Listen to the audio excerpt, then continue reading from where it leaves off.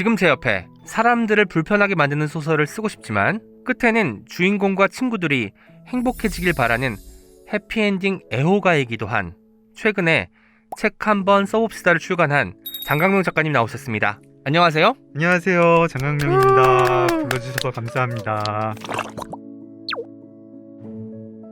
부제가 예비 작가를 위한 책 쓰기의 모든 것인데 네, 예비 작가의 폭도 굉장히 넓게 잡으신 게 좋더라고요. 보통 예비 작가라고 하면 나 글 한번 써봐야겠어, 그리고 언젠가는 난 작가가 될 거야 라고 하는 사람들 뿐만 아니라 그냥 자신의 삶이나 인생을 기록하고 싶은 사람, 네. 뭐 인생에서 겪었던 일들을 하나하나 채집하고 나만의 방식으로 이야기하고 싶은 사람이 다 담겨 있는 것 같거든요. 저는 사실 부제를 모든 사람을 위한 글쓰기, 뭐 작법서, 뭐 이런 식으로 쓸까 했는데 글을 쓸 때에는 모든 사람이 다 예비 작가다 그런 마음으로 썼어요. 이제 작가 소개를 할 차례인데요. 34회 때 장강명 작가님 그 소개를 해드렸으니까 오늘은 다시 한번 김한의 측면 돌파의 시그니처 코너죠. 스피드 퀴즈를 진행해 보려고 합니다. 질문을 들으면 망설이지 말고 바로 답해 주셔야 합니다. 부담돼. 오늘도 새벽 6시에 일어나 세수도 안 하고 노트북 앞에서 글을 쓰고 왔다. 6시 반에 일어났습니다. HJ의 판단으로 빼야 했던 글감들을 따로 모아둔 곳이 있다. 예스. 폴더에 따로 모아놓습니다. 폴더 제목을 무덤이라고 지었습니다. 작가님, 네. 다 끝나면 제가 추후 질문 드릴게요. 이렇게 시간을 좀 버시는 것 같아가지고 들켰다. 작가님의 요령 같은데 여기에 네. 또 허투루 저기 넘어갈 수 없으니까요. 솔직히 팟캐스트 책 이게 뭐라고 그만둔 것을 후회한 적이 있다. Yes or no? 예스. 내가 더 좋아하는 사람은 1. 마릴린 맨슨 2. 조지 오웰 2. 작가로서 내가 더 중요하게 생각하는 것은 1. 성실함 2. 날카로움 1. 나의 밑바닥을 확인하고 마는 때는 1. 퇴고할 때 2. 스쿼트를 할 때 1. 작가로서 날카로움보다는 성실함을 강조하셨습니다. 여기 구원을 하시자면? 날카로움도 성실함으로 이룰 수 있습니다. 아, 성실해지면은 날카로움도 저절로 따라온다고 생각해요. 저도 앞으로 써먹어야 될 말이 하나 늘었습니다. 밑바닥을 확인하고 마는 때가 퇴고할 때였어요. 스쿼트 할 때와 고민을 좀 많이 하신 것 같은데 저는 스쿼트를 한 번 하고 이걸 어떻게 일어나라는 거야 이런 생각이 들던데 한 번 하고 한 세트가 아니고 한 번 하고 이런 자세로 이걸 몇 번 한다고? 라고 물었던 적이 있어요. 뭐 체력이 좋다 이런 게 아니라 그렇게 힘들게까지 안 하고 밀어붙이지 않고 그냥 적당히 좀 몸 뜨거워질만 하면 그냥 그만두는. 책 한번 써봅시다에도 퇴고 이야기가 나오는데 퇴고를 어쨌든 옹호하시는 분이에요. 많이 하면 할수록 글은 더 좋아진다라고 해요. 그런데 퇴고라는 작업이 일단 내가 초고를 썼으면 좀 지난하잖아요. 내가 썼던 걸 다시 또 들여다봐야 되는 그 네네. 수고로움도 있고 약간 자괴감 비슷한 것도 많이 드는 시기가 퇴고할 때인데 그래서 퇴고할 때 혹시 훨씬 더 밑바닥을 확인하고 그러시는지. 처음에 퇴고하는 거 너무 싫었어요. 너무 싫고 막 출판사랑 교정지 왔다 갔다 할 때도 교정지도 읽기 싫고 그랬는데 엄청 기쁜 마음으로 하는 것까지는 아니래도 기꺼이 하고 하면 할수록 좋아진다는 거 알고 있고 그런 면에서는 스쿼트하고 조금 비슷하죠. 참고 하고 할수록 이제 어떤 근육 같은 것도 느는 건데 시인들은 좀 퇴고 막 엄청 많이 하지 않나요? 저는 퇴고를 많이 하는 시인은 아니어서 이걸 보고 나도 좀 더 많이 해야겠다 이런 생각이 들었어요. 제가 그 시집에 싣게 되는 시는 네. 초고가 빨리 나온 시가 많더라고요. 소설은 어쨌든 한 자리에서 다 쓸 수는 없지만 시는 가능하잖아요. 네. 그런데 오늘 조금 썼다가 며칠 있다 좀 더 쓰고 해서 이걸 연결해 보면은 자기적인 느낌이 드는 거예요. 그때의 오은과 지금의 오은이 좀 다른 어떤 상태이기 때문에 시적 분위기랄까 이런 거 연결이 좀 엉성하게 되더라고요. 하긴 하는데 그 횟수가 2번 정도 저는 하는 그래요? 것 같아요. 근데 그 말씀을 들으니까 왠지 좀 안심이 되는 게 어떤 분들 뭐 몇십 번씩 한다고 네. 그리고 시인분들은 좀 뭐 100번 하는 분도 계시고 막 이런 줄 알았거든요. 아이고, 이거는 사실 저의 어떤 경우이기 때문에 다른 네. 시인분들 그렇게 하시는 분들도 계실 것 같고 저는 2번밖에 안 하니까 더 많이 해야겠다. 너무 부족한 게 많을 텐데 이걸 지금까지 내보냈단 말이야 라고 다그쳤거든요. 와, 제가 오은 시인님보다 스쿼트도 잘하고 태고도 잘하네요. 책 한번 써봅시다. 이 책을 직접 소개해 주시는 시간을 갖도록 하겠습니다. 책 한번 써봅시다는 나 책을 쓸 수 있을까? 뭐 또 책 한번 써보고 싶은데 나 같은 게 뭘이라고 망설이는 분들한테 제가 손 잡고 써야 된다고 끌고 가고 제가 아는 몇 가지 조언 같은 거 팁 같은 거 소개해드리는 그런 책입니다. 책 이게 뭐라고랑 거의 비슷한 시기에 출간이 됐어요. 그런데 네. 전작은 읽고 말하는 일, 그렇죠. 이거는 읽고 쓰는 일이에요. 읽는 일로부터 파생된 이 두 가지 작가님을 사로잡은 계기가 있을까요? 아마 작년 올해 제가 뭐 책을 읽고 쓴다는 거에 대해서 생각이 좀 많았던 것 같아요. 좀 자의식 같은 거를 좀 정리할 필요도 느꼈고, 하도 이제 사람들이 책을 안 읽기도 하고, 이제 다 유튜브 시대에 책이라는 게 뭔 의미가 있나 네. 싶기도 하고, 왜 읽어야 되지? 왜 써야 되지? 읽는 사람은 뭐가 다르지? 이런 생각들 하게 됐고요. 그럼에도 불구하고 이 책이 나오자마자 아주 반응이 좋은 걸 봐서는 아직도 책을 읽고 쓰고 싶은 사람들이 많다는 것을 증명하는 것이 아닌가, 그런 생각이 들기도 해요. 써야 하는 사람은 써야 합니다 라는 네. 글귀가 맨 처음에 써 있어요. 써야 하는 사람이 누구일까요?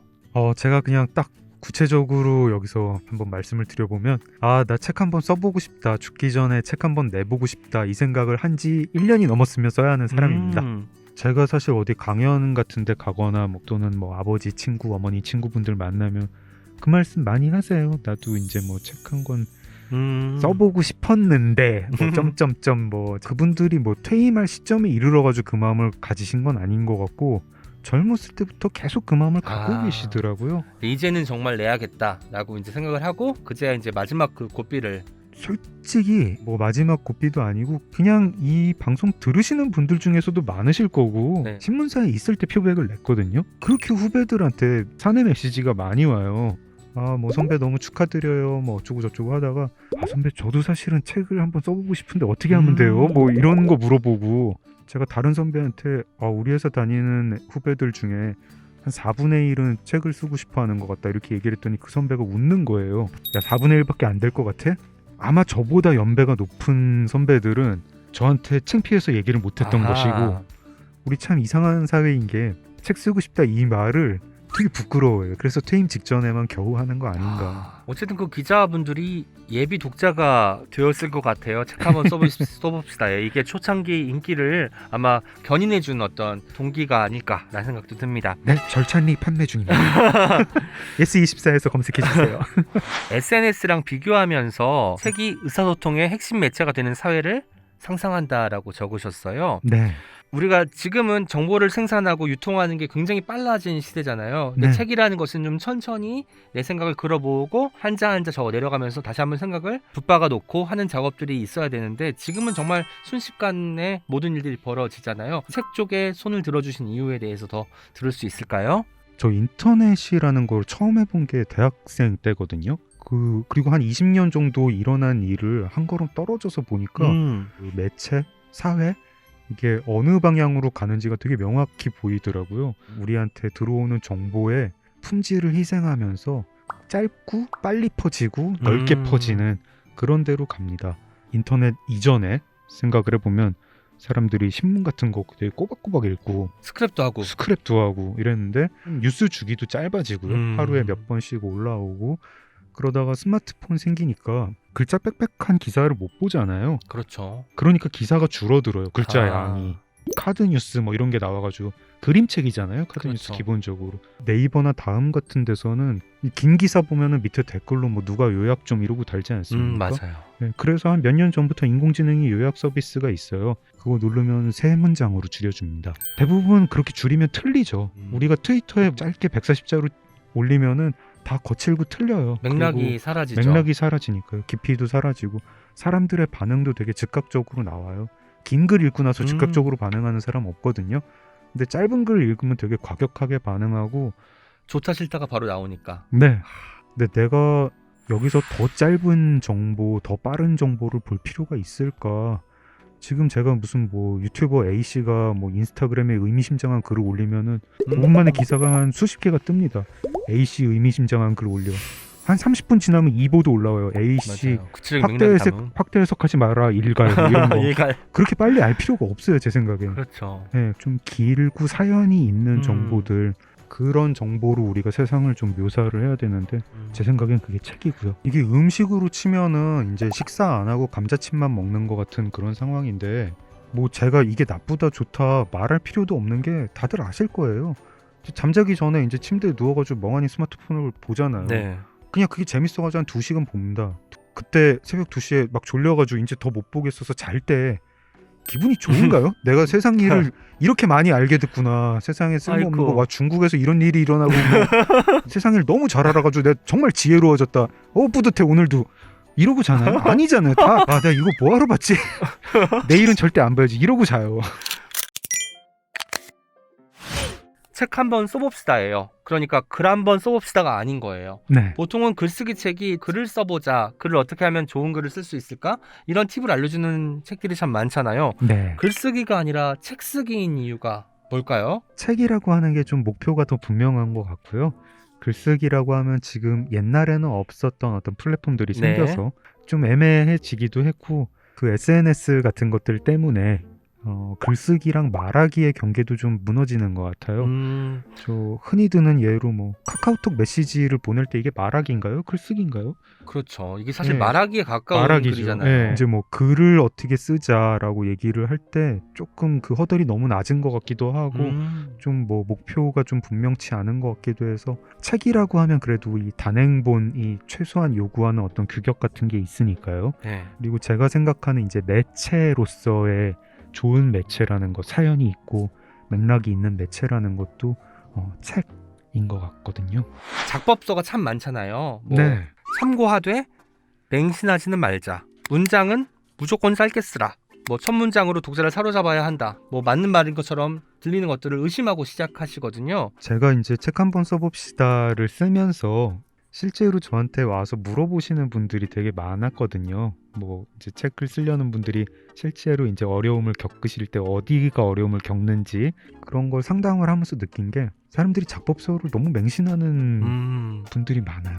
일단 이게 무슨 과학의 단계도 아니고 다들 작법서 저자라는 게 저 포함해서 그냥 자기 경험 얘기하는 아마추어들입니다. 그러니까 이 아마추어라는 게 프로 작가가 아니다 이런 얘기가 아니라 연금술 같은 단계인 것 같아요.